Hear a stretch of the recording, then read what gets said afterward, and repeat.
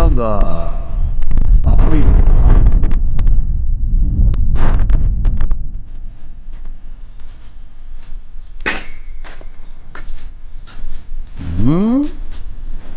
誰だこんなとこ穴掘ったやつは。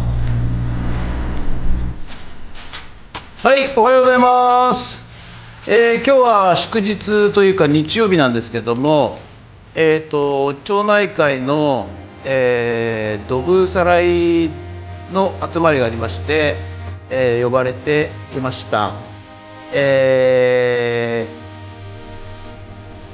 うことなので、ドブさらいをちょっと朝8時から、10時ぐらいまで終わらせて、で、その後ちょっと作業したいと思います。どうぞよろしくお願いします。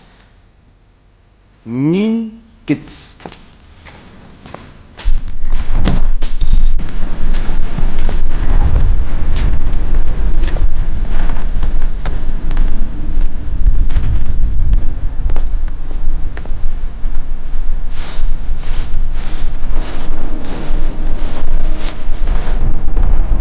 このログみんなできれいに出しました。ここの洗面所のところの、配管がですね、短いじゃねえかよって怒られまして、で、マジでっていうことで、その差し込みプラグっていうのを買ってきて延長させようと思ったんですが、どうやらちゃんと私は施工していたようで、メスの、ソケットをつけて、あとこの普通のパイプを差し込めば延長できるようにしていました。すっかり忘れてましたが、きちんと施工をしていましたので、今日はそれを延長させたいと思います。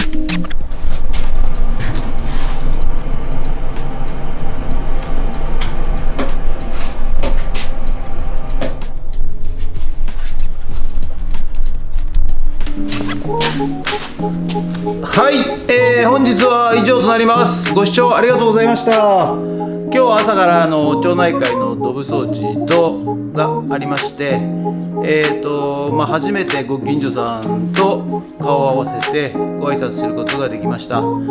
ありがとうございます。それと今後ともよろしくお願いいたします。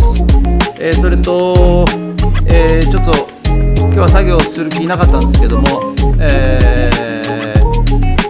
洗面所の排水の立ち上がり、あと給水の、立ち上がり、あとベニヤを引いて、あとトイレのところの壁埋め込み式の給水の、補強と、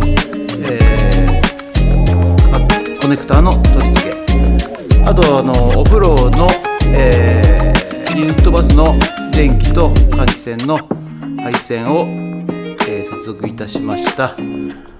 ということで本日は以上となります。ご視聴ありがとうございました。もしよろしければチャンネル登録と高評価ボタンお願いいたします。ということで本日はありがとうございました。ニンケツ